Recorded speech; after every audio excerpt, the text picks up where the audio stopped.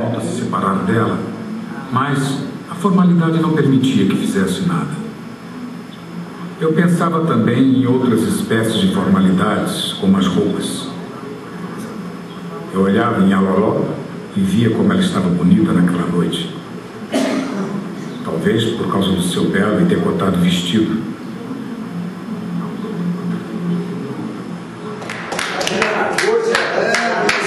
Você está hoje de novo, essa fita todo mundo esperava aí, o André está presente e eu agora, vocês já assistiram, evidentemente ele está presente porque a obra já está feita e eu tenho imensa satisfação, um orgulho muito grande de nós estarmos recebendo aqui esse que é roteirista, produtor, cineasta André Klotz. Pessoal do cinema aí, tá... Agora é com você, meu querido. Olha o Cecílio. Outro século. Nossa Senhora. Uma satisfação muito grande. Você tá bom, querido? Eu vim para esse surpreso, disseram que você pegou. Será que vai lembrar de mim? Não vai lembrar de mim? Não, olha os coisas, quer dizer. Obrigadão, querido. Ah, que é isso que para mim é uma alegria, né? Ótimo.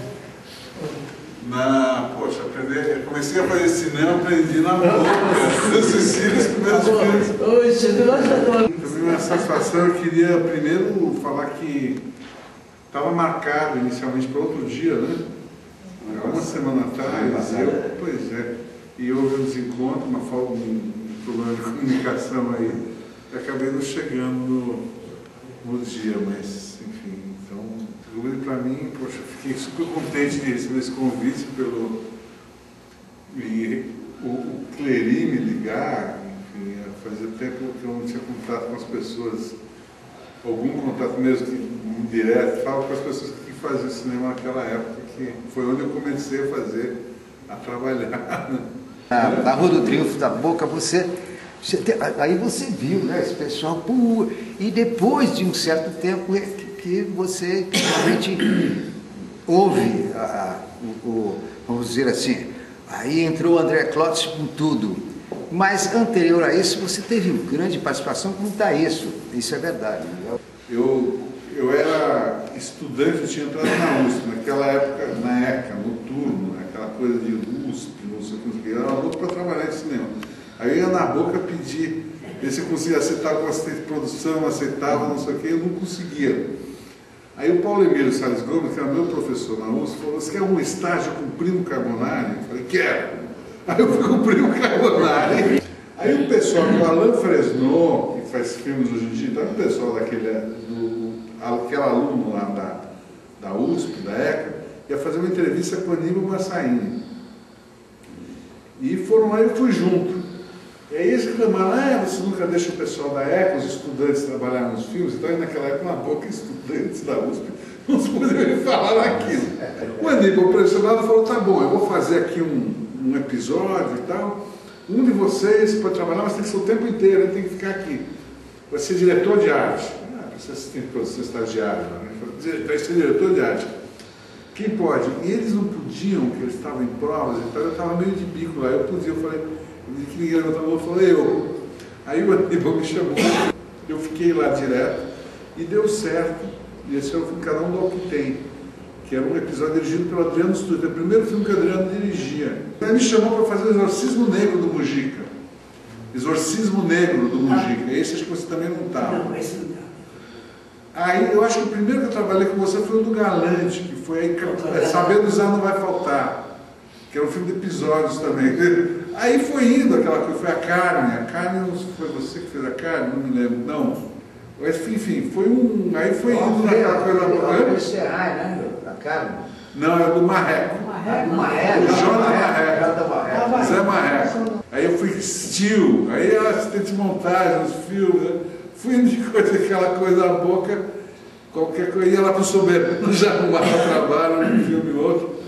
Teve um filme do Aldir Mendes Campos, acho que esse, você que é um médico que filmava, fazia aquele negócio que o sujeito chegava com raio-x, enxergava com óculos. É o homem que descobriu o nu invisível. Isso! É um título complicado. Isso! Eu vi. Esse filme. Teve bastante filme lá na boca. Teve o Kung Fu contra as bonecas, o Adriano. Eu trabalhei com o Adriano, e o Adriano, enfim, comecei com o Adriano, era o primeiro filme do Adriano, o Adriano me chamava, trabalhei com o Galante um pouco, com o Aníbal Massaíni e tal. Aí sempre ficava com aquele contato com a boca. Mas aí foi para um filme do João Batista de Andrade, que ele começou a fazer, aí tinha um Plácido Campos, que teve um filme infantil, Curumim, e eu tinha uma experiência maior que todos os meus colegas em USP, porque eu conhecia a boca, eu sabia, eu já era profissional.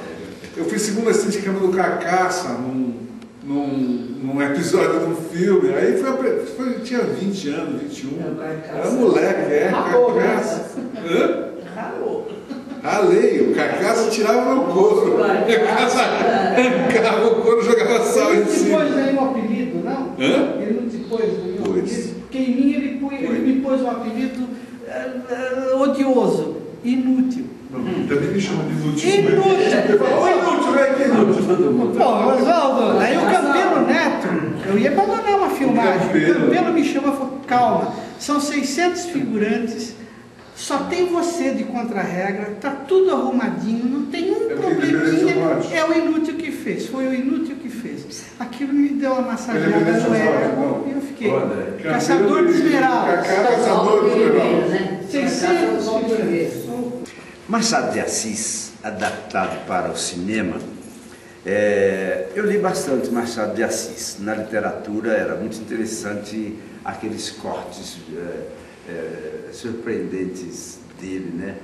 Agora, passar para o cinema, qual foi a sua maior dificuldade para adaptar? Ou você seguiu, assim, ao pé da letra, a narrativa puramente literária do Machado? Eu me senti...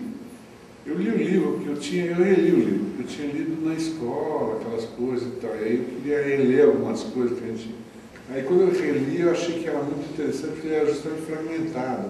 Vai, volta, interrompe, fala, não sei o quê. E eu achei que... Por isso que eu resolvi fazer essa adaptação. O livro já era de época. O Machado escreveu esse livro, publicado em 1880, 1881. E o Brás Cubas morreu em 1869, ou seja, 12 anos antes. Quando o Machado escreveu o livro, é como se hoje em dia você escrevesse um livro de alguém que morreu em 1996 e nasceu muito tempo antes, então já era de época, ou seja, já era um fantasma. Quem o narrador que falava, você, caro leitor, que está lendo esse livro, etc., era um fantasma já, um sujeito morto há muito tempo. Para o fantasma pode ver o tempo que for. Eu falei, pô, o sujeito morreu em 1869, até hoje estaria aí presente, só que conhecia o cinema, porque no livro ele fala com o leitor. Então ele pode perfeitamente falar com o espectador de viva voz, porque já era um fantasma e estou sendo fiel ao livro no sentido que eu estou colocando um fantasma que se atualizou, agora já conhece o cinema, sabe que existe um espectador de cinema. Nisso que eu baseei, assim, isso foi a chave para poder atualizar o filme por um certo lado e, por outro lado, manter esse caráter do Machado, que é o caráter de colocar quem contava a história, o narrador, como falando diretamente com o leitor. Então, nesse sentido, eu acho que foi fiel não por uma obrigação, mas porque foi isso que eu gostei do livro, né? Quando eu li o livro, foi isso que me fascinou. O que me fascinou foi o fato dele ir e voltar, interromper, não sei o quê. Então, essas coisas, eu mantive elas, não porque eu me senti, tem que ser como Machado de Assis, porque o Machado de Assis escreveu, tem essa obrigação. Tem algumas coisas que têm uma equivalência em imagem de uma coisa literária, que eu achei outras soluções que eu achei que funcionariam bem em imagem. Tem coisas que foram cortadas, tem algumas coisas que foram ligeiramente acrescentadas.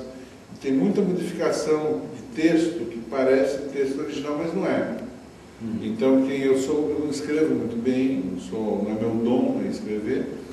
E tem o Toreiro, que é um cara que escreve muito bem, que me ajudou muito nos diálogos. Então, eu sentava com ele na edição, principalmente a narração toda, e a gente reescrevia conforme as imagens, adaptava conforme as imagens, usando mais ou menos o mesmo tipo de jogo de linguagem, de palavreado que o Machado usa, mas atualizando um pouco, imaginando que esse sujeito, esse fantasma que continuava vivo, que continuava ali presente, narrando para o espectador, atualizado um pouco. Então tem um pouco de atualização na fala dele. Não é uma fala do Machado, é uma fala um pouco mais moderna. Mas é uma fala que segue mais ou menos a forma de brincar, de fazer ironia que existia no Machado de Assis. Esse estilo de vida assim, insípido, né?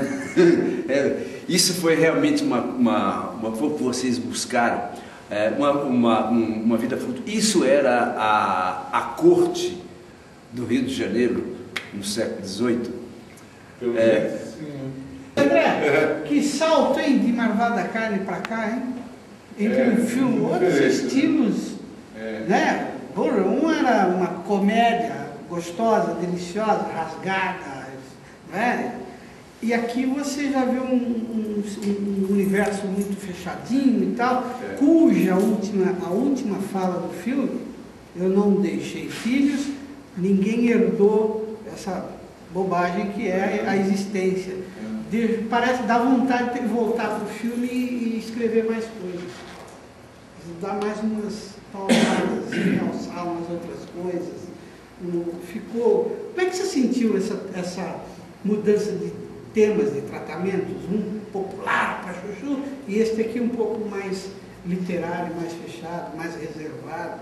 Quer dizer, uma viagem para um mundo completamente diferente. Marvada Carne foi a viagem para o mundo caipira e tal, isso aí foi a viagem para o mundo do Rio de Janeiro do século XIX. Então, você acaba entrando completamente naquele universo. Teve o Capitalismo Selvagem, que é um filme mais estranho, é um filme que parece um pouco o filme de Grude, parece um filme meio... Foi exibido em Portugal? Hã? Foi exibido em Portugal, no cinema? O Memórias Póstumas não. Ele é um filme um pouco português, eu acho, por causa do obstinado vício do português basear-se em literatura, em tudo, né? O cinema português é a literatura. Cidade de Deus é o livro do sujeito que foi adaptado, né? Quer dizer, o filme Mas eu digo, o cinema português essencialmente é adaptado. Essencialmente. Raríssimo filme que tem um roteirista, que tem um diretor, que tem... Nós aqui não, nós temos no meio de algumas adaptações, nós temos centenas de filmes que um é o roteirista, tem outro diretor, né? Que são, digamos, histórias originais, né? Vários roteiristas escreveram episódio aqui. Quanto tempo tem filme já? Ele foi lançado em 2001. Dá uma impressão que a gente vai ver uma comédia e tanto, porque a cara do Farias, aquele negócio do olho fechado, dá a impressão que você vai ver uma tremenda comédia. E ele surpreende nesse sentido, ele não é uma comédia, ele é filosofal pra caramba, né? Mas essa ideia de ter uma comédia, isso foi uma coisa bastante deliberada, porque o que a gente percebeu é que comercialmente falando, o distribuidor também se focou muito nesse aspecto, que o filme tinha uma resistência, as pessoas tinham uma resistência por ser Machado de Assis. O fato de ir no cinema, assistir Machado de Assis, as pessoas falavam, Machado de Assis, então tinha que, de alguma forma, mostrar que o filme tinha uma graça. Essa era a tentativa, de quebrar essa resistência, porque era uma resistência inicial do espectador, era isso. E lá vem coisa escolar, lá vem humilhação. Então é essa a impressão que dá. E a gente achava que o filme tinha um aspecto mais leve, mais brincalhão, coisa assim, que a gente tinha que realçar um pouco esse lado. Isso foi a tentativa com o cartaz e com todas as outras coisas. E realmente, o cartaz ele atrai. Ele tinha que mostrar esse lado, que o filme poderia ser divertido. O filme não pretende, nunca pretendeu ser uma comédia, como o livro não é. Não é. A impressão que dá é que teria se conseguido adicionar um humor, uma comédia naquele universo do livro, né? Do livro. vocês pesquisaram no século XIX, ou século XVIII, XIX, porque naquele tempo o mundo mudava de 100, 200, um século começava e terminava do mesmo jeito, né? Então é mais ou menos assim, né? Século XVII, século XVIII, foi no século XX que o mundo aconteceu, né? Então vocês pesquisaram o século XIX. Então, se vocês procuraram deliberadamente manter esse imobilismo, né, quase que de estátua dos personagens com essas roupas, assim, que o clima, eu fiquei imaginando o clima no Rio de Janeiro, usar essas roupas na vida real, entende? Como é que você resolveu esse problema de veracidade, né, e da função dessas roupas? Na verdade, no início do filme, na infância dele, você vê ainda que tem umas pessoas de peruca, que isso é do século XVIII. Isso no século XIX já não usava.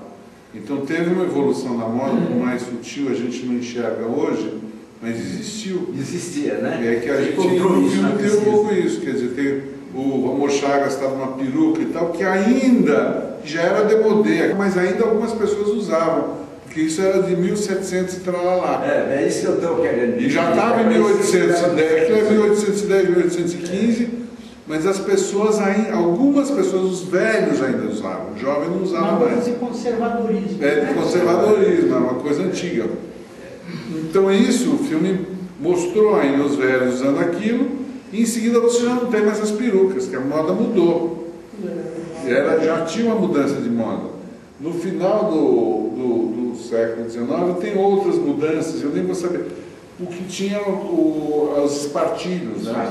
A gente fez um trabalho com uma pessoa que mostrou, porque, irmão, como é que as pessoas sentam, andam e se mexem, como se mexe hoje em dia, como na zona sul do Rio de Janeiro, é um pouco diferente, até porque as roupas se colocam numa outra posição. E tinha roupa que, de fato, existia espartilho. No Rio de Janeiro se usava a roupa europeia para rua. A gente pega o anúncio da época, anúncio da época, catálogo de lojas, essa coisa toda. Tem vários registros de moda. Do Império, tem um livro chamado Modas não sei o que do Segundo Império, que mostra toda a moda, como a mulher deve se vestir, como não sei o que em casa, na festa, nos demais, tem todas as regras e tal. Isso foi bastante estudado. Já muita coisa era europeia, trazia o Machado de Assis, na verdade, é uma crítica muito a esse hábito europeu, essa pretensão europeia do sujeito ser no Brasil um elegante, um sujeito universal, e por outro lado ser escravagista, por outro lado tem escravo. Então era isso que acontecia, quer dizer, o sujeito tinha uma casca de europeu e na verdade se comportava como um feitor de escravo, uma coisa muito primitiva. O Machado de Assis explora muito essa coisa e justamente o lado primitivo, ou estúpido, inútil, do Brás Cubas é um pouco esse lado. Está lá, monta o escravinho batendo nele na bunda, não sei o quê, aquela coisa toda. Essa contradição acho que está presente no Machado de Assis. Hoje, o filme hoje, contando a história de 2008, você ia ter que cortar a cena. Né? Aquele neguinho amontado ali. Senhorzinho montado lá, assim, pretérito lá, né? Lá naquela época era comum, né? Hoje. Agora, não havia no Rio de Janeiro esta agilidade, blandice assim do carioca? Quando é que ele começou a ser carioca? Pelo que a gente sabe, inclusive, quer dizer, eu não sou historiador, né? Eu vi isso porque para fazer o filme claro, mesmo. Fazer o filme mesmo. Mas a coisa veio no Rio de Janeiro com a música em 1920, começou a ter essa coisa do malandro, a figura do malandro carioca, a figura do morro, o samba. Quer dizer, já o isso é século uma coisa XX, que né? depois. Porque era. Machado escreve umas crônicas super interessantes, vale a pena ler as crônicas dele. Porque nas crônicas você vê os costumes dos caras. E por outro lado, tinha os escravos que tinham essas coisas, mas acho que eram muito paralelas. Quem vivia de música era considerado vagabundo, era coisa de bandido, música. era uma coisa considerada de ator, atriz de teatro, era uma coisa considerada amoral, coisa assim, uma sociedade muito hipócrita, uma sociedade muito hipócrita. Mulheres de má fama, né? Sempre ser atriz, né? É interessante, eu trabalhei em época, entende? Eu fiz o Aleluia Gretchen com o Silvio, mas foi já dentro do século XX, né? E fiz também um ensaio do século XVII, em 1640, né? E também pesquisei os costumes, né? A moda, né? Embora eu não fizesse, eu fugi, porque eu não tinha nem dinheiro para investir em investimenta, né? Me interessava mais os fatos em si, né? E eu joguei mais assim com uma mobilidade dos personagens. E essa situação assim, irta, né, da roupagem dos caras, parecia que estava dentro da camisa de madeira, né? Dava essa impressão, era só nos dias de festa e não no cotidiano. O cotidiano era também assim, solto com algodão, roupa de algodão, né, molecagem, assim. Mas todas as pesquisas que a gente tem mostram que eles extremamente formais. As pesquisas que a gente fez tinha muito isso. O Aleluia Gretchen, só um parênteses, eu me lembro que eu li o roteiro, que eu talvez fosse ser assistente de produção, porque o Tonino Santana, eu trabalhava com o Tonino Santana, não sei se lembra do Tonino Santana, e ele talvez fosse ser fazer produção do filme, eu cheguei a ler o roteiro, eu me lembro disso. Mas, o que a gente viu foi uma grande pesquisa, mas o que a gente viu tinha, na área rural as pessoas andavam mais soltas, no Rio de Janeiro, que era a corte mesmo. A corte mesmo era mais formal. Era mais formal na corte, as pessoas saíram públicas. A gente vê fotografias do final do século XIX, se você observa as pessoas na rua, uma multidão, as fotos do Militão, essa coisa toda, você vai ver que as pessoas estão de fato vestidas com chapéu, aquelas cartolas, com bengala, com colete, isso tudo está na rua mesmo, nas fotos. A gente já tem foto nessa época. Já tem foto. Você gostou de fazer o filme? Adorei, pena não poder fazer sempre. Minha especialidade é escrever. Eu sou obrigado a sentir o roteiro do filme. Ainda que você não vista bem, não tenha locação adequada, ainda que você não tenha uma maquiagem convincente, não posso prestar atenção nisso, eu tenho que prestar atenção no roteiro. Claro. A última frase é que explica o filme, aí dá vontade de voltar e introduzir algumas coisas lá para explicar, para preparar a psique do espectador para a frase final. Eu acho que você teve uma coragem assim de ter feito. Eu acho que todo o pessoal do Cinema Novo teve vontade de ter feito Memórias Póstumas, mas a coragem de ter feito ninguém teve. Só você teve, assim. Eu acho que esse é o nosso maior livro, juntamente com o Grande Sertão Veredas, e são extremamente difíceis de serem feitos. Essa história se aplicaria muito bem no contexto da ditadura de época do Cinema Novo, com o Cinema Novo, eles pensaram em ter feito, não é possível, mas e a coragem de ter feito, e o filme ficou muito bom. A conversação com o livro, dá vontade de reler o livro, né? Eu acho que essa conversação é sagrada, assim, e essa ponte, assim, foi muito bem sucedido. Parabéns. Obrigado. Sou admirador do filme do meu amigo. Além disso, o filme está muito bom, as roupas estão perfeitas da época, o cabelo está perfeito, as perucas estão muito bom. Estou achando bem que com as perucas penteadas da época, esse cachinho, estava muito. Quer dizer, não tem crítica, só o filme da época. Próxima semana, quinta-feira, teremos Fronteiras das Almas, do Hermano Pena, outro grande cineasta. Até lá.